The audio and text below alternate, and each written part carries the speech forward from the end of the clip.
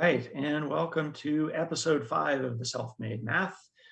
My name is Rich Southwell, and we are here on the Coalition Radio Network. Thanks, as always, to Keyshawn for pulling everything together technically so we can do this, and Pat Ford as well for giving me some time on the network to talk about something that I think is really important, which generally is the topic of innumeracy. And in tonight's episode, we're going to try and answer the question and hopefully give some perspective on why your child's math homework is so complicated. We're also going to look at the Jefferson nickel trade that we started a month ago. I've got a quick update on that. But before we do any of that, if you're enjoying the content here or some of the stories that Pat Ford is covering, whether it's the Barrington 3, whether it's the weekly COVID briefings, whether it's what's going on with Bob Chiodaro, please make sure you subscribe, share the links, get more people involved, and get some more eyes on this. We're slowly grinding our way towards 1,000 subscribers, and sharing the content and letting people know that it's out there is a huge way to help. And pressing the subscribe button is not difficult at all. I've done it, not hard. So with that, we will get started with this week's episode. Tonight, as I said, we'll actually start off with an update on the Jefferson nickel trade. So for those of you who missed episode 2, I took a look at the metal that is used to mint a United States Jefferson nickel, one of those 5-cent coins that you've got in your coin holder and your sofa cushions. And what we discovered was that mix of copper and nickel was actually worth, the metal that actually makes up the coin was actually worth more than 5 cents. So it's been about a month since we did that. I got up this morning and checked prices to see if that relationship still existed and whether or not the metal was worth more than the coin. And we'll pull up an update right now and see how that's rolling.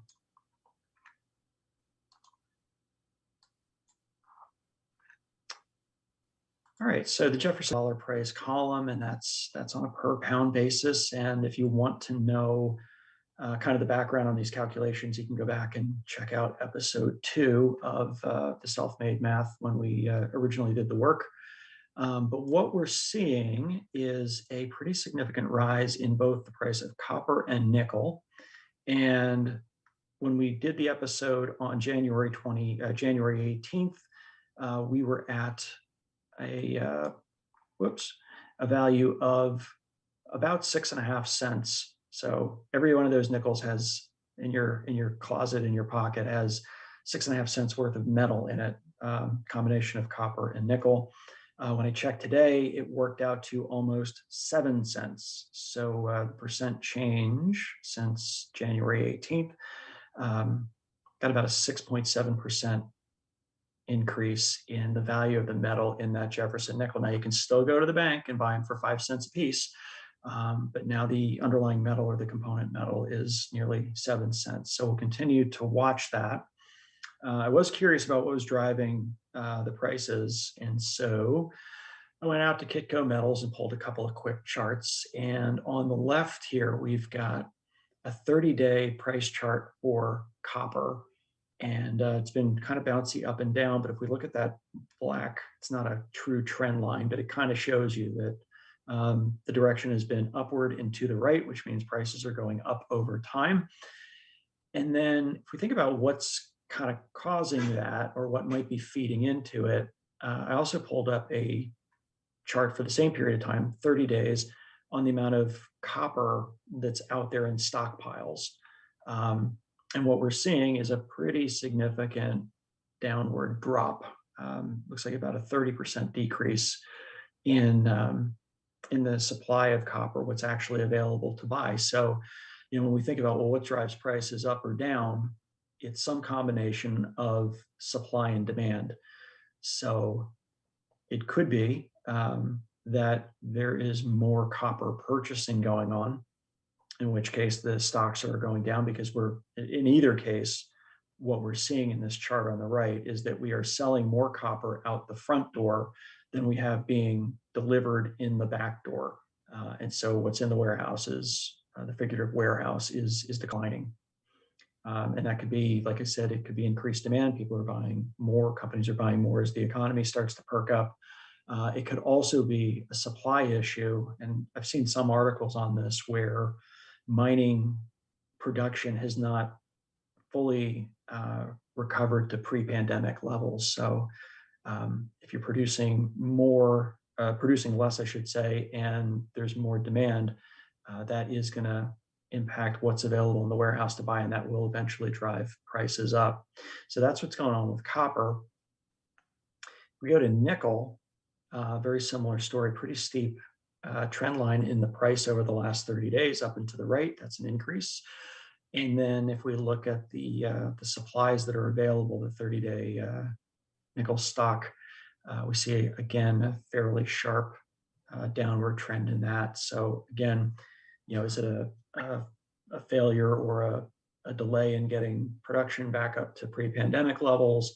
Is it increased demand for things like nickel batteries, or some combination of the two? But so long as that relationship on the right holds for both nickel and copper, it's pretty likely that the value of that Jefferson nickel, or at least the metal in that Jefferson nickel, is going to increase.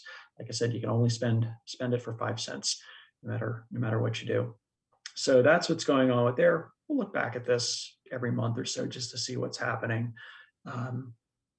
At some point, if this persists long enough and the United States Mint decides that those prices are never going to come back down to a point where they can make a nickel for less than 5 cents, they will have to eventually figure out something else to use to make nickels, similar to what they did back in 1983 with the copper pennies.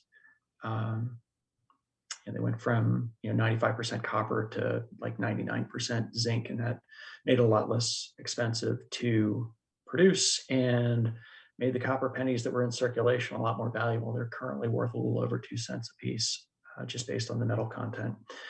So more to come on that. We'll keep an eye on it from time to time, but I think we spent enough time on that this evening.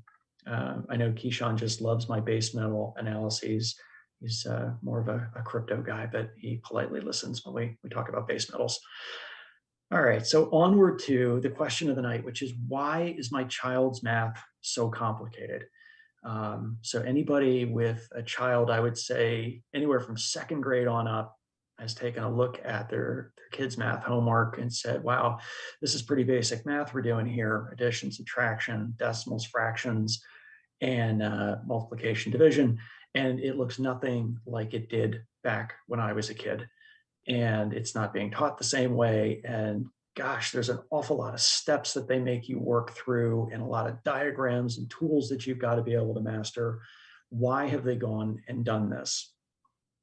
And I think the short answer is, it's a better way to do it because we're learning more about the underlying math as we go. That doesn't make it any less agonizing. And as a parent who's been through it myself, it's challenging, particularly after you've had a long day at work and your child's tired and or hungry, depending on when you're doing the homework. But I wanted to try and give some perspective and kind of show a comparison of the way we learned math versus the way our kids are learning it today. Like I said, you may still hate the fact that this stuff is so complicated, but at least you'll have another parent's perspective. So I'm going to start off with an example of how we learned math. And I shouldn't say we, because I don't know who's out there, but this is the way I learned math. We take something very simple like 34 minus 9. And when I was learning math, it was all about steps and process and doing the right steps in the right order. Whether or not you understood what was actually happening with the numbers and the relationships underneath was absolutely beside the point. As long as you knew the steps, when to do them, and in what order, you were fine. There was a lot of emphasis on getting the correct answer as well.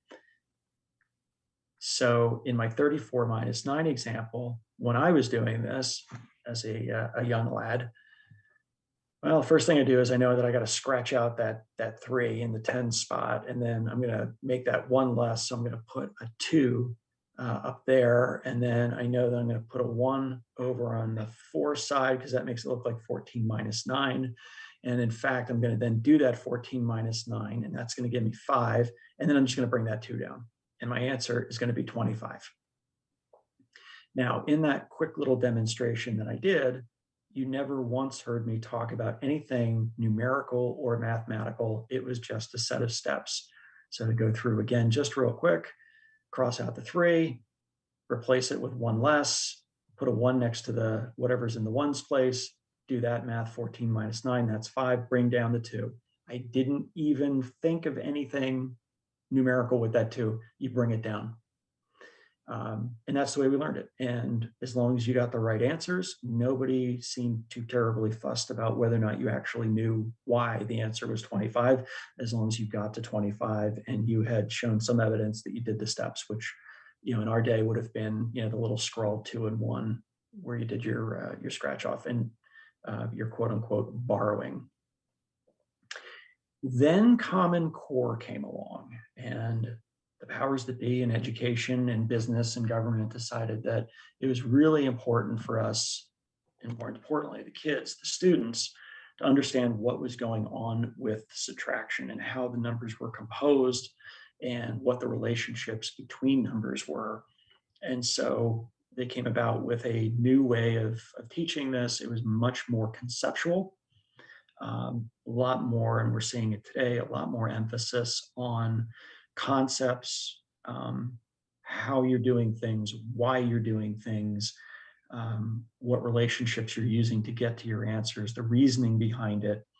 And in doing that, we've put a lot of overhead into the process so that a very simple subtraction problem becomes kind of a 2-page exercise with graphs and diagrams. So I'll show you a couple of quick examples of what it looks like today. And I think these will probably be familiar and frustrating. And as I said, I never promised to make anyone love Common Core math. I was just trying to provide a little bit of perspective. So we've got our same 34 minus 9 problem. And we're going to start off by looking at that 34. And we're going to use something called a number bond, which many of the parents know, is when we deconstruct that 34 and we see that it's made up of 3 tens, 1, 2, 3 in green, and then 4 ones in blue. And then we're subtracting 9, so we don't have enough ones in blue to subtract 9. So we're going to recast things a little bit so that 34 also is equal to 2 tens and 14 ones. So now we've got 2 tens in green, 14 ones in blue, and now we have enough ones to subtract 9 ones. And so we'll do that. And there's our minus 9 ones, and that's going to leave us with 5 ones. And then we haven't done anything with these 2 tens, so we'll just take those down and add everything up, and we'll see that our answer is 2 tens and 5 ones, or 25. So a lot of thinking went into that, and we thought about tens and ones and place values and different combinations of tens and ones that would allow us to subtract 9 ones. And if your child is younger in particular, sometimes you get the pre-printed worksheets with these blank number bonds that you just need to fill in. And other times the kids have to fill them in as well. And depending on how your child is with art and fine motor skills, that can be kind of a harrowing experience in itself. And by the time they get to a point where they've got a readable diagram that they can follow, they've completely forgotten what it is they were doing in the first place, because so much emphasis has been put on the process and making sure that we're using the tool properly. So that's the trade-off. But you do have a much better sense of how that 34 minus 9 actually works. Certainly better than the one that I'd done prior, where I just went through a bunch of steps, didn't mention a math concept anywhere, but followed my steps in the correct order and got the correct answer. Now, the other fun thing about Common Core math is that there's never one simple way to do anything. There's always multiple tools that they use. They're always, frequently, I should say, very visual in order to illustrate the concept. And so we also have our good friend and enemy at the same time. It's a frenemy, the tape diagram. So same thing, we're going to solve 34 minus 9. This time we're going to use the tape diagram. And these are even tougher for young kids in particular because you have to kind of scale them. And so hopefully you've gotten, frequently have the ones that are pre-printed, but oftentimes your child has to make their own, and that can take some time. But we'll walk through 34 minus 9 using a tape diagram. So we'll start again with our 34, and we see that we've got 3 sets of 10 in blue, and we have 4 ones in yellow. And obviously we can't take 9 ones out of that, away from those four ones, so we need more ones. So we're going to switch things up a little bit, and we'll look at 34 as again being 2 10s and 34 ones, which is not correct. It's actually 14 ones, excuse me. And then we will draw X's through 9 of our ones so that we are subtracting 9. And then we basically count up what's left. And so we've got 2 sets of 10 and 5 ones. And once again, we've got that same 25 number in the end. And so again, a lot of overhead and a lot of process, but there's also a lot of learning that goes on here. And I think the steps are complicated enough in some of these Common Core approaches where you really can't memorize everything. You actually kind of have to learn what's going on. And I think that's a net positive. But the amount of time that goes into constructing the tools to support the solution of the problem is a little bit tough. And sometimes the juice isn't worth the squeeze on something as easy as a basic subtraction problem. The other kind of interesting thing, so we looked at this 2 different ways, and I'm going to back up real quick. We used a number bond here, and we used a tape diagram here. And one of the other things that has made me crazy, and I've adjusted to it over time by just telling my son to pick the tool that he likes best for a particular problem, is that in the early grades in particular, they've got you using various tools to solve the same type of problem. So it might be, they might ask you to use a tape diagram in one, a number bond in another, a table in another, or maybe even just sketching X's and O's to demonstrate how you're grouping things. Some tools work well for some kids, and some tools do not work well for all kids. And some kids use certain tools very effectively for one kind of problem, and will have a difficult time conceptualizing it with a different type of problem or a different variety of the same problem. And so what I find Common Core lacks is the flexibility to choose. And I think it's great that we want to make sure that the kids know all of the different approaches, whether it's tape diagram, number bonds, tables, sketching. But sometimes trying to force a round peg into a square hole just isn't worth the time and effort. And somewhere in there's a balance or trade-off between having the child be able to use a tool that they're comfortable using so that they can see what's happening and they understand and learn the relationships that they're supposed to be learning, versus having them become overly reliant or become kind of a one-trick pony, so to speak, where they're really good with tape diagrams and they can use those for anything, but they can't interpret a table or they can't lay out a table. And or on a more abstract problem or a multi-step problem, they can't draw the set of pictures that they need to be successful. So in a future episode, I've got an entire screed on multi-step word problems and when they should be. And while I acknowledge that they are a fact of life, sometimes I think we start them a little too early and we make them just a little too tricky to help the kids master the basics. But that's for a different time. Right now, the purpose of tonight's discussion was really, look, it's complicated. It's complicated by design. We're incorporating tools and concepts, which we never really did before, at least not when I was learning this stuff.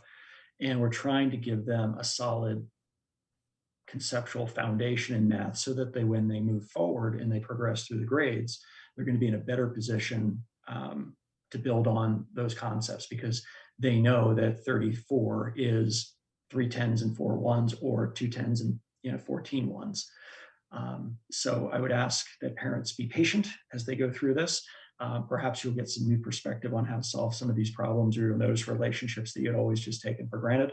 I will also point out 2 references or resources that you can go to, and I've had them. I'm going to have them linked below in the comments, or in the description.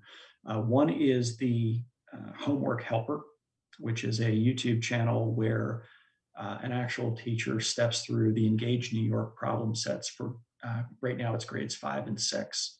But if you're not understanding what your child is trying to explain to you, and maybe they've got 80% of it right, but they've got something a little bit wrong, and that's not why you're not coming out at the right answer. I think that's probably a good place to go and look. And the 2, you can sit down and, as I've done with my son many times, watch a third party do a very clear, almost slow motion solution for the problem, and then work through it on your own. It's definitely not for copying homework. It's for learning and for watching and for seeing where you're going off the rails and what relationship or nuance you're missing. But definitely helpful, and it's my hope that they continue to expand backwards from 5th grade, through 4th and 3rd, and then also forward into the middle school years as well, 7th and 8th. So that's Homework Helper. There's a link for it down below. Go check it out. It's pretty well indexed, well laid out, so it's easy to find what you're looking for. The other one is for those who are using Engage New York, Eureka. So those are the 2 companies that combined into one. Very popular Common Core curriculum in the country. So if you're a Common Core district, then there's probably a 75-80% chance you're using Engage New York and Eureka. And we just know that it's Engage New York because it was developed in New York using federal and state tax dollars. So it's available free to the public. You can go there. It's also linked below. You can find your child's workbook. You can find the teacher's manual, the lesson plans. I would not necessarily, you can always do it, but the lesson plans can be a bit much to read sometimes. But if there's, again, something that you're missing in terms of, what is this concept? What's the step we're missing? What's the relationship that we're not seeing? The examples that are worked in there as part of the teacher's manual are laid out pretty well, and might be able to shed some light on that. So that's another great resource to go to. And as always, you can also leave a question or comment in the comments here on the Self-Made Math, and I can pick it up for a future show. So there's always that option as well. I enjoy talking about this stuff. Like I said, I learned math in a particular way. I did not do a particularly good job of learning math my first time through. And then much later in life, when I made a career change, I had to learn a lot of stuff from the ground up. So I've got a pretty deep appreciation for what Common Core is trying to do. Like I said, the implementation sometimes is painful, but I think the objective is a good one and worthy of pushing through on. And but the work involved sometimes is a little bit tedious, a little bit confusing. And like I said, if you've already had a long day at work, or your child's already had a long day at school, it can get a little bit, there may be tears. Let's just come out and say it, there might be tears. So again, would love to hear from people who are watching this saying, why do they do this? Because if I don't know the answer, I will research it and find out, because I'm usually interested to know why they're doing it as well. So that's it for this week. We are going to shut it down here, and we will see you next week on the Self-Made Math. Again, before we wind up for the night, if you're not already subscribed, please do so. If you enjoyed this episode, please pick a thumb. If it's a thumbs up, that means you enjoyed it. If you didn't enjoy it, give me a thumbs down. If you give me a thumbs down, that's fine, but leave a comment or question and let me know how it can be better in the future. And like I said, as always, I'd love to try and answer questions that people have about the experiences they're having with math and their kids. So until next time, we will see you on the Self-Made Math. Good night.